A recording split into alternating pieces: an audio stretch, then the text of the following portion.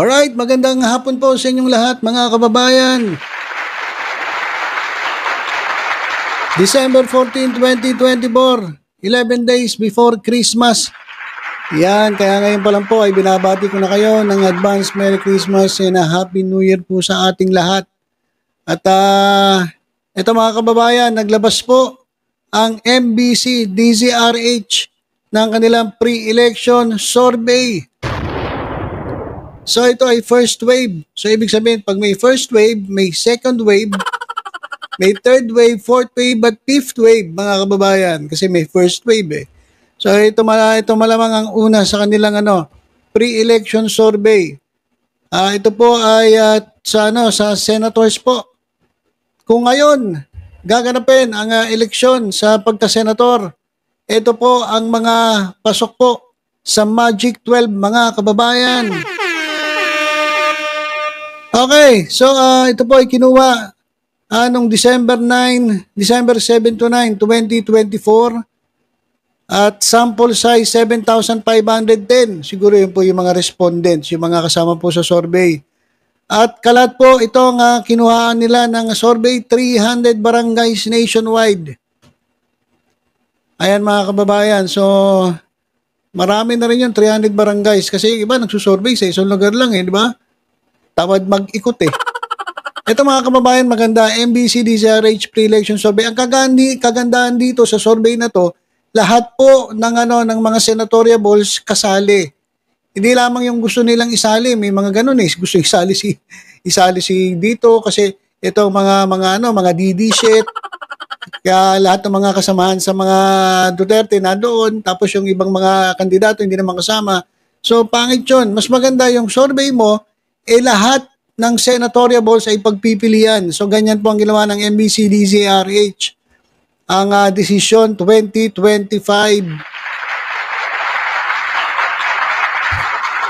Okay. So ito mga kababayan, diretso na tayo. Number 1 mga kababayan. Walang kakupas-kupas. Laging number 1 mga kababayan. Erwin Tulfo. Na nakakuha po ng 64.7%. Parang nakikita ko na mga kababayan. Mukhang walang katalo-talo si Erwin Tulfo. Halos lahat po ng survey mga kababayan, False Asia. Ano ba yung mga nagsusurvey? Halos lahat po na nakikita kong survey sa pagka-senator, ang number 1 po palagi si Erwin Tulfo.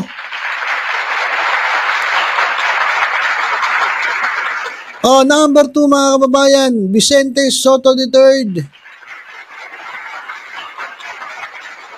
Si Tito Sen, napakalakas din po nito kasi mahal na mahal po ng taong bayan ito eh. Kasi kumbaga kung lahat po, sabihin na natin, hindi po exempted si Tito Sen, kung lahat po may issue, konti lang ang issue. Hindi katulad ng iba, garapalan, talagang maraming issue na kinasangkutan bilang isang mga politiko. Pero ito, konti lang at kaya naman mahal na mahal ng taong bayan. Number 2, Tito Sen. So napakataas po na kanilang porsyento, 54.9 si Tito Sen, si Erwin Tulfo, 64.7%. Grabe ang taas po. At pangatlo, ito si Bitag. Bienvenido Ben Tulfo, mga kababayan, pangatlo, na mayroong 50.3%. Pang-apat, Pampilo Lacson, mga kababayan, merong 50.1%. So from number 1 to number 4, si Tulfo, si Soto, si Tulfo, si Lacson, yan pong apat ang nakakuha ng 50% pataas. Yan po sa kanilang percentage mga kababayan ng preference. Yung the rest mga kababayan from 5 pababa na po yan, less than 50%. At ito mga kababayan grabe number 5, Manny Pacquiao. Grabe Manny Pacquiao. Ayan po, number 5 mga kababayan. sa listahan ng MBC-DZRH Pre-Election Survey First Wave. 46.5%.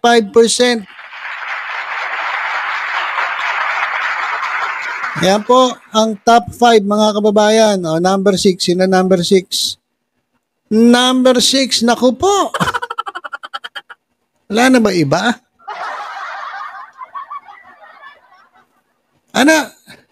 Ano ba nakakain ninyo yung mga bumoboto rito? Sa totoo lang.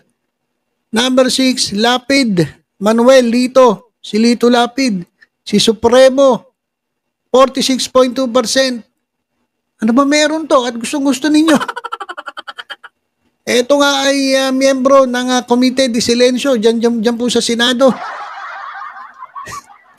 At nakita lang natin ito diyan po sa mga hearing dahil kinakailangan niya ipagtanggol ang kanyang sarili sapagkat siya po ay napagbibintangang protektor ng Pogo. Tapos humarap siya doon sa hearing para lang paimbestigahan sa NBI. Itong si Toto Kausing. Pero inyo humarap lang daw siya. Inamin naman niya, hindi siya humarap diyan sa mga hearing na yan. Pumunta lang daw siya na para ipagtanggol ang kanyang sarili at ipaimbestigahan sa NBI itong si Toto Kausing. Tingnan nyo. Tapos ito, number 6. Ano na nangyari? Ano na nangyari dito sa ating mga kababayan? Alam nyo, ito paliwanag ko lang sa inyo. Doon daw sa kanilang lugar sa Pampanga, hindi daw ito nananalo. Hindi ito nananalo dyan sa lugar nila sa Pampanga. Ayun po yung narinig natin balita. Pero bakit pumapasok ito sa sa top 12 at number 6 pa? Anyari? Number 7 mga kababayan, Pia Cayetano. O Pia Cayetano, itong isa sa Pogo Queens, ang pasimuno ng pagpapalegalize ng Pogo. Pia Cayetano. Meron ba itong Meron ba itong mga nagawang batas? Tingnan ko nga ito si Lapid, si Cayetano, kung meron ba itong mga na-contribute. Meron bang ambag itong mga to at paano ito pumasok dito sa MBC, DZRH Pre-Election Survey sa mga senators? 44.7% Pia Cayetano, 46.2% Lapid Manuel Lito Supremo. Ayan mga kababayan. Number 8, Revilla Ramon Bong Budots. Yan mga kababayan. Pasok pa rin si Senator Bong Revilla. Number 9, Camille Villar. Yan mga kababayan. Si Cynthia Villar, yung nanay niya, kasi magtatapos na yung termino, hindi na siya pwede tumakbo senator uli dahil sagad na.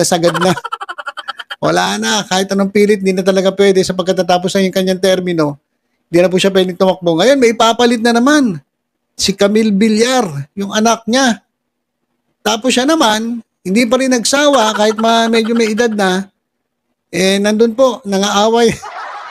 Inaaway niya yung kalaban niya dun sa politika. Na malapit dun sa kamag-anak nilang Aguilar.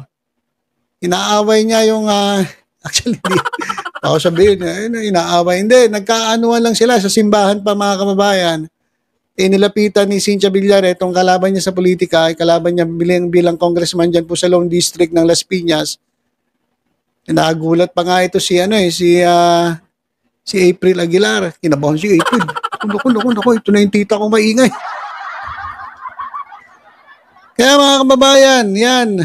Si Cynthia Villar ay hindi na talaga nagsawa sa politika. Tatakbo pong Congress woman dyan po sa distrito ng Las Piñas. Habang itong kanyang anak ni si Camille Villar ay tatakbo bilang senator. At naku po, pasok talaga, pasok. Number 9 mga kababayan, si Camille Villar. At number 10 mga kababayan, walang iba, bigyan ng jacket yan. Wilfredo Willie Revillame. Si Kuya Will mga kababayan, yan pasok, number 10. Meron siyang 39.4%. Alam mo, Kuya Will, alam mo para manatili ka dyan, hindi. Ito payong kaibigan lang ha. Payong hindi pala kita kaibigan. Kasi hindi mo naman ako kilala. Fan.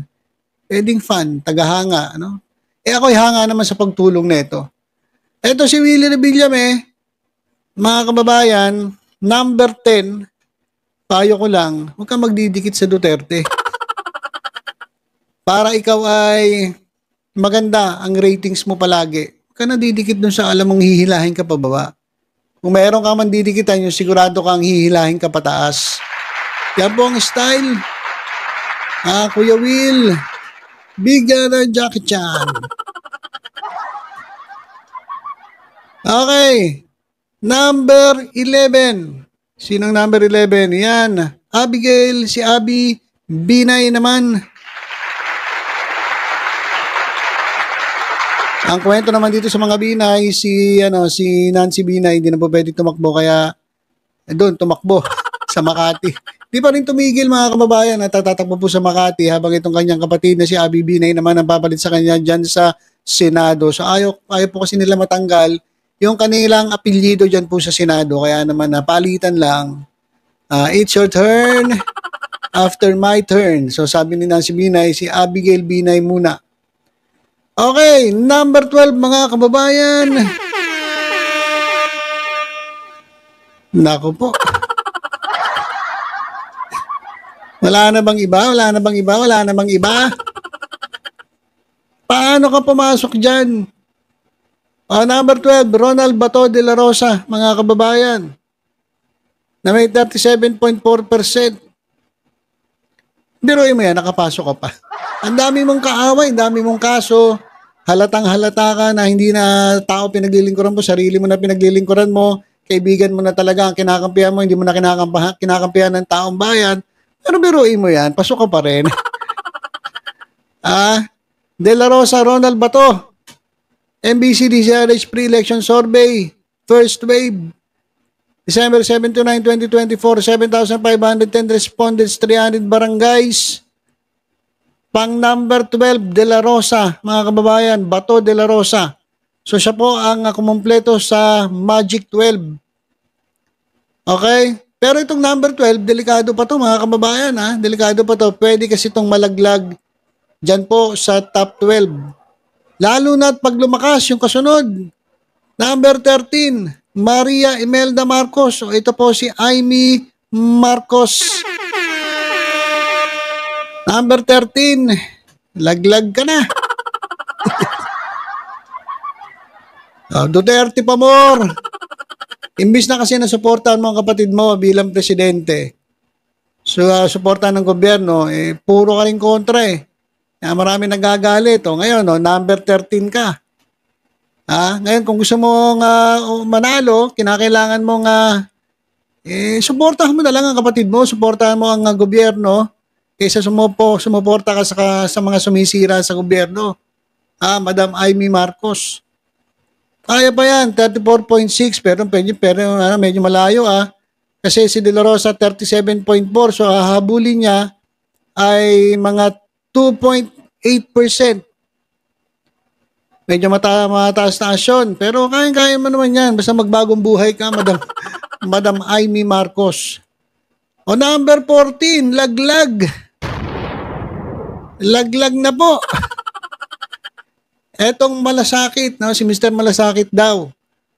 Yung ingat po sa biyahe. Yan. At ito napansin ko mga kababayan, ang dami na netong mga advertisement. Sa kanyang Facebook account, ang dami na niya mga videos, mga campaign na ads. Talaga na mga iba talaga to si Bongo Talagang ginagamit niya yung kanyang, alam nyo na, sa mga ads. At doon siya tumitira mga kababayan para ikampanya ang kanyang sarili. Ayan po si Christopher Bongo. Number 14. So kaya pa. Pero mga tao, mga kababayan, wag na. Wag na natin isama ito. Number 15, Benjamin Ben-Hur Abalos Jr., mga kababayan. Number 15. Nako, Medyo kinakailangang lumakas ni Ben-Hur Abalos, mga kababayan, kasi number ano lang siya.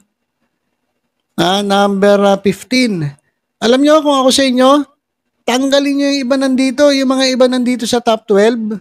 Wala na mawenta eh. Kung ako sa inyo, palitan nyo na lang. Ipalit nyo si Ben-Hur Abalos, sa totoo lang. Meron kasi kung nakikita rito na walang kwenta. Mas maganda pa kung si Ben-Hur Abalos ang ilagay natin dyan. Sige pa ba halimbawa kung sino? Alam nyo na yun. Pero basta bago po dumating ang eleksyon, maglalabas tayo ng line-up. 12 senators na pipiliin po ng Batang Maynila Toits Community, mga kababayan. At ayun ang ating ikakampanya. Pero sa ngayon medyo matagal pa. Yan muna natin silang mag-away-away. Okay, number 16. Dire-diretsuin na natin ito, mga kababayan. Huwag natin isa-isahin. 16, ito si Kiko Pangilinan. Number 17, si Paolo Benigno Aquino. Si Bam Aquino. Ayan, number 17. Number 18, Doc Willie Ong. Sayang no, biruin niyo, Doc Willie Ong, number 18. Number 19, Gregorio Honasa. Number 20, Francis Tol Longest. Ay, Longest tuloy. Tol. Francis Tol Tolentino. Ayan. Number 21. 21. Bosita Bonifacio. Naku, medyo malayo-layo ang lalakbayin ni Bosita. Chavit Singson. Number 22, Philip Salvador. Number 23, Marcoleta. Number 24. Yan. Sige. Suporta pa kay Duterte. Marcoleta. Ayun, mga kababayan, kung mapapansin ninyo, halos lahat po ng PDP candidates hindi po kasama sa top 12. Laglag po sa top 12 ito mga PDP, mga padapa senators. At ang pumasok lang si Bato de la Rosa na medyo tagilid pa. Nasa gilid ng bangin, mga kababayan, at anytime pwedeng malaglag dyan po sa bangin. So yan po si Bato de la Rosa lang nakalusot sa lahat po ng padapa senators. Marcoleta, ito tuloy sunod Salvador, Philip Salvador, Marcoleta, James, Jimmy Bondok, tatlong padapa. Nandiyan po sa 23, 24, 25.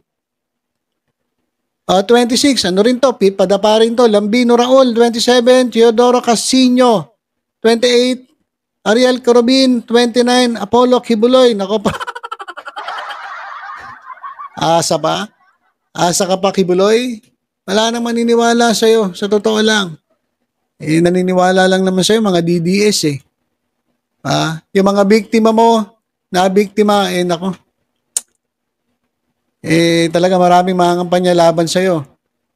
At saka matalino na ang taong bayan. Hindi na sila magpapaloko, hindi na sila magpapabudol. Kilala na ng taong bayan ang mga tiwali, ang mga tulongges, ang mga talagang gumawa ng katarantaduhan dito sa ating bansa. Kaya hindi nakapagtataka. Number 29, si Kibuloy.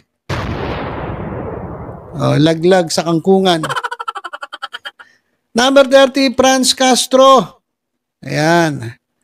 Number 31, Leody de Guzman. Number 32, Wilbert Lee. Number 33, Norberto Gonzales. Number 34, Ernesto Arellano. Number 35, Espiritu. Si Attorney Espiritu. Number 36,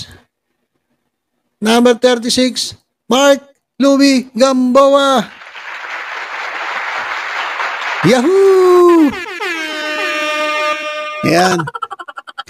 Ayan po. Models of Manila. Kaibigan natin yan. Number 30. Pero yun yung mga kababayan tatay-tahimik lang yan, pero nilampasan niya pa si Heidi Mendoza, Arlene Brosas, Richard Mata, Hinlo Jesus Jr., Lisa Masa, Victor Rodriguez. Wala, Victor Rodriguez. Laglag kay Mark Gamboa. Wala pala kayo. May ingay lang kayo sa maisog, pero pagdating pala dyan sa mga sa mga pagpipilian ng taong bayan sa eleksyon, senatorial election, mas pipiliin pa nila si Mark Gamboa, kaysa dito kay Vic Rodriguez. Wala. Sina 43, Marquez Norman, Amiral, Lidasan 44, 45, Arnel Escobal. Hindi nakilala itong mga ito nandito sa ilalim. Huwag na natin bagitin to. Ang total po ng mga kandidato ay 66 na meron pong 1% yung pinakadulo. Tapado Michael. So yan mga kababayan ha. Ay congratulations Mark Gamboa, biruin mo 36. Ibang klase ha. Tinalo mo pa si Vic Rodriguez sa kayo iba ha. Ibang klase ha. So halos lahat po ng tao ni Duterte laglag. Nakalusot lang number 12 si Bato de la Rosa. Pero matatanggal din po yan pagtagal. Sigurado yan may mga papasok na mas magagaling pa dito kay Bato de la Rosa. Okay, so yan mga kababayan yung ating update. Congratulations po Nako, dito po sa top 12 mga kababayan. Talaga naman pong grabe na po. Grabe na to, it's. Yan. Pero nakikita ko dito sa top 12, meron pa tayong pwede tanggalin dito. Meron pa tayong pwedeng palitan. Kumuha pa tayo ng ilan sa ating mga kandidato dito sa after po ng 12. Huwag na kayo kumuha sa PDP, mga kababayan. Kumuha po kayo sa ibang grupo. Pero marami pa. Pwede pa tayong magtanggal dito sa top 12. Yung iba dito, slash ninyo at ipalit yung mga nandyan po sa bababa na may pag-asang manalo dito po sa gaganaping 2025 midterm elections sa pagka-senator.